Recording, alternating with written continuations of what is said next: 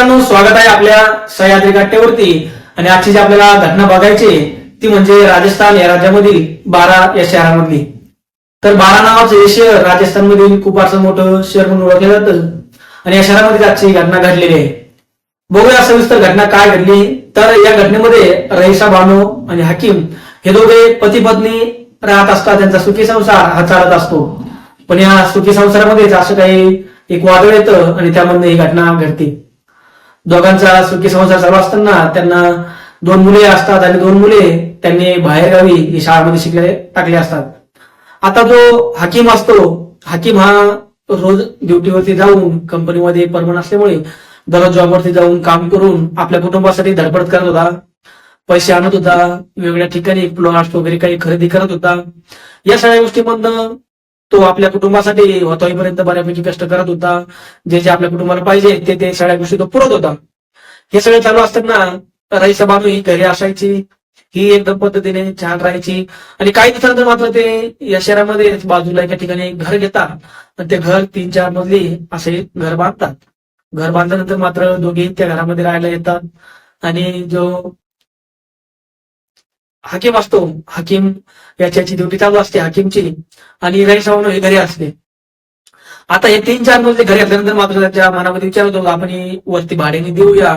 वरती भाडे करता तो वरती काही कुटुंब, काही फॅमिली वगैरे असं काही किंवा बॅचलर अशा आपण रूम देऊया असं विचार करत असताना मात्र त्यांच्याकडे एक भाडे येतात. तो वरती एक मुलगा येतो आणि तो मुलगा म्हणजे फारुख नावाचा. आता हकीम आणि रईसा बानू हे दोघे नवरा बायको आणि यांच्यामध्ये आला तो फारुख. आता फारुख ते त्या घरामध्ये राहण्यासाठी आल्यानंतर मात्र तो काही दिवस राहू लागतो आणि नंतर मात्र जे रईसा बानू असते रईसा बानूवरती नजर ठेवून तो दडलेला असतो. रईसा बानूशी गोड गोड बोलणे, तिच्यासोबत नेहमी गप्पा मारणे, त्याच्याशी थोडीशी जास्त लगट हार करतो आणि तिच्यासोबत जास्त बोलण्याचा प्रयत्न करतो. तीही याच्या मनामध्ये बसून जाते. तिचं वय 35 होतं, दिसायला ही रुबाबदार होती आणि मात्र या फारुखला कुठेतरी तिच्यावरती मन त्याचं येतं आणि त्यानंतर दोघे मात्र एकमेकाला भेटू लागतात, बोलू लागतात. हा तिच्या स्वयंपाक घरापर्यंत जात होता, बोलत होता, चर्चा गप्पा गोष्टी सगळ्या करत होता. हे सगळं करत असताना मात्र तो हकीम होता, हकीम मात्र यांच्यामध्ये काही शंका याची गोष्ट नव्हती. त्यामुळे हकीम समोर ह्या सगळ्या गोष्टी करत नव्हते. जो हकीम जॉबवरती गेला मात्र यांच्या दोघांचे हे गुलचर्णी इकडे चालू व्हायचे. या सगळ्या गोष्टी चालू होत्या. वर्ष झालं, 2 वर्ष झालं, मात्र हा फारुख काही ते 2 रूम सोडत नव्हता, तिथे राहत होता. फारुखलाही त्यांचा काही अंदाज आला नाही आणि नंतर हे संबंध जास्त वाढले. त्याच्यानंतर हे शारीरिक संबंध ठेवायला लागले. मात्र पूर्ण शरीराचा उपभोग त्याला घेऊन देत होती. तो राजा असल्यासारखा पूर्ण याच्या मनावरती त्याने कब्जा केला होता. दोघे एकमेकाला खूप आवडू लागले होते. दोघे आता वेगळे विचार करत होते. आपण लग्न करू, आपण ह्या गोष्टी करू, आपण त्या गोष्टी करू, असं हे सगळे जण विचार करत होते. या सगळ्या गोष्टीचा विचार करत असताना मात्र त्यांच्या मनामध्ये असं काहीतरी विचार होतो की आपण याला संपू. पण मात्र जेव्हा रईसा बानू असं ऐकते तेव्हा ती म्हणते नाही, हे चुकीचं आहे. याच्यामधनं नाही हा करता करता 4-6 महिने याच्यामध्ये निघून जातात. आता त्यानंतर होता असं की हा जो हकीम असतो, हकीम आपल्या एका ठिकाणची जमीन विकतो आणि त्या जमिनीच्या जवळजवळ 33 लाख रुपये हे हकीम जवळ येतात. आता हकीम जवळ 33 लाख रुपये आल्यानंतर मात्र जो हा फारुख असतो, फारुखची नजर त्या हकीमच्या पैशावरती पडते आणि त्याला वाटतं आपण पैसाही घेऊ आणि हिच्या शरीराचा भोगी घेऊ. पण मात्र ही दोन्ही गोष्टी आपल्या करण्यासाठी मात्र कुठेतरी हकीमचा हा बंदोबस्त आपल्याला करावा लागेल असं फारुखच्या मनामध्ये येतं. फारुखच्या मनामध्ये अशा काही गोष्टी आल्यानंतर मात्र फारुख ही घटना, ही गोष्ट मात्र त्या रईसा बानूला सांगतो. रईसा बानूला हे वाटतं की आपल्याला बहुत मजा करता येईल, आपल्या पैशामध्ये लग्न करता येईल, आपल्याला कोणताही आड फसारा नाही, आपल्याला याच्यासोबत सुखी संसार करता येईल. ह्या हिशोबाने ती त्याला हो बोलते आणि ठरल्याप्रमाणे दोघे असा एक वेगळा प्लॅन करतात. आता असा प्लॅन केल्यानंतर मात्र ते ठरवतात आता याचा कार्यक्रम आपण करायचा, तर करायचा कसा.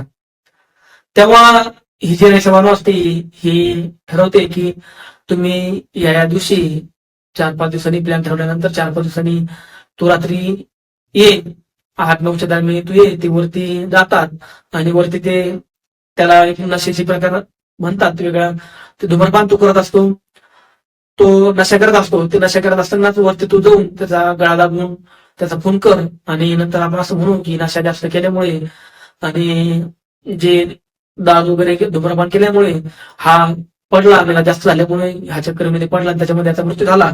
आपण असं कारण हे पोलिसांसमोर सांगू. ठरल्याप्रमाणे तसंच करतो. हा जो फारुक असतो, हा फारुक येतो रात्री. आल्यानंतर मात्र तिचा नवरा हाकीम हा वरती असतो आणि हा फारुक वरती जाऊन मात्र त्याचा गळा दाबतो आणि जागी तिथे त्याचा खून करतो. ही सगळी घटना घडल्यानंतर मात्र जो फारुक असतो तो फारुक तिथून फरार होतो.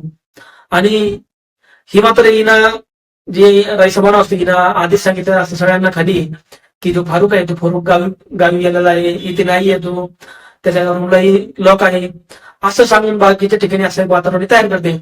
आणि सगळं घडल्यानंतर मात्र रात्रीभर तिथं ती जात नाही, ती बघत नाही.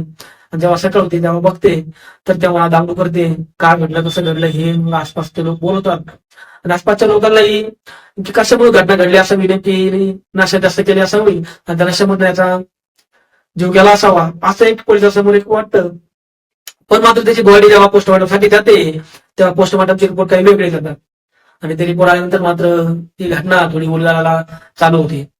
आता त्या रिपोर्टमध्ये असं येतं की याची गळा दाबून हत्या झालेली आहे, याचा श्वास करून हत्या झालेली आहे, नाक्याची नशा करून याची हत्या झालेली आहे. आता संशय कोणाला घ्यावा, का घ्यावा, कसं घ्यावा हे सगळे पोलिसांसमोर प्रश्न उभा राहतात आणि ते आसपासच्या खबरांशी बातचीत करून आसपास शेजाऱ्या पाजाऱ्यांशी एक माहिती मिळवतात, माहिती घेतात. या सगळ्या गोष्टी घेतल्यानंतर, या गोष्टी सगळ्या झाल्यानंतर मात्र असं काही लक्षात येतं की हे का घडतंय, कसं घडतंय हे सगळं पोलिसांसमोर आल्यानंतर मात्र पोलिस त्या रईसबानोलाही कब्जात घेतात, तिला विचारतात कसं कसं घडलं, काय घडलं, कशामुळे झालं, तुमच्या कोणासोबत भांडणं काय. ती म्हणते नाही, कोणासोबत भांडणं नाही, नशामुळे झालं असं वाटतं. त्यानंतर तिला हे सोडून देतात. पण मात्र पक्की खबर अशी लागते की जो फारुक असतो मधला त्या फारुकचे कुठेतरी हिच्यासोबत संबंध आहे. या दोघांनी पैशासाठी, एक शहरी समाजासाठी, एक नोकरीसाठी या सगळ्या गोष्टी केल्या असाव्या आणि त्याच्यामध्ये घटना घडली असावी असे पोलिसांसमोर एक जण सांगतं. एक असा संशय पोलिसांना येतो तेव्हा रईसबानूला हे तुरुंगात टाकतात आणि जेव्हा हिची कसून चौकशी केल्या जातात तेव्हा हिची तुतरी बोलती आणि ही पाठापट सगळ्या गोष्टी सांगू लागती, सगळ्या गोष्टी बोलू लागती. आणि बोलू लागल्यानंतर मात्र ही सांगते की आमचे असे संबंध होते 2 वर्षापासून आणि आम्ही असं एकमेकांमध्ये गुंतलो होतो, अडकलो होतो आणि आता आम्ही जमीन घेतली, त्याचे 33 लाख रुपये आले होते आणि ते आम्हाला भेटावे आणि याच्यामध्ये आमच्या प्रेमामध्ये नसावा म्हणून आम्ही हा निर्णय घेतला होता. आणि असं असं घटना घडल्या. तर या पैशासाठी, अशा वेगळ्या गोष्टीसाठी भरपूर अशा गोष्टी आपल्या महाराष्ट्रामध्ये, भारतामध्ये वाढत चाललेल्या आहे. यालाच कुठेतरी स्टॉप लागावा, या गोष्टी कुठेतरी थांबाव्या यासाठी आपला हा छोटासा प्रयत्न की जेणेकरून तुम्ही सावध व्हा, या स्टोरी ऐकून अशा आणि अशा कृत्यापासून लांब राहू, हाच आपला प्रयत्न आहे. मित्रांनो, अशा वेगवेगळ्या स्टोरी बघण्यासाठी आपल्याला चॅनलला तुम्ही सबस्क्राईब करा आणि आपण भेटूया पुढच्या स्टोरीमध्ये. तोपर्यंत काळजी घ्या आपली व आपल्या कुटुंबाची. धन्यवाद.